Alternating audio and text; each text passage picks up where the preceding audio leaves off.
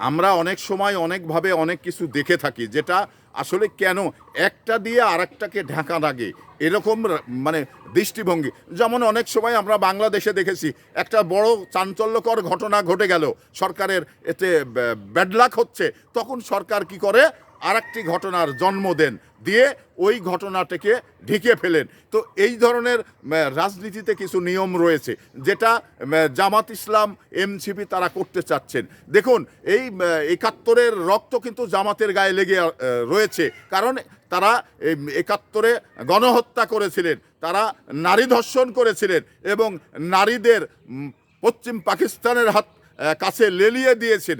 তাদের এই কলঙ্ক মোছনের জন্যে তারা ২৪টাকে উপরে আনতে চাচ্ছেন, কারণ ২৪টাকে উপরে আনলে ৭১টাকে ঢেকে যাবে। তো এই চেষ্টা মানে বাংলাদেশে তারা করতেছে, এই চেষ্টা বাস্তবায়ন কখনো করতে দেওয়া যাবে না, কারণ ৭১-এর ঘাতক যারা, ৭১-এর মানে রাজাকার যারা, তারা এসে আজকে পার্লামেন্টে বড় বড় কথা বলছেন এবং ৭১-কে ছোট করে দেখার চেষ্টা করছেন।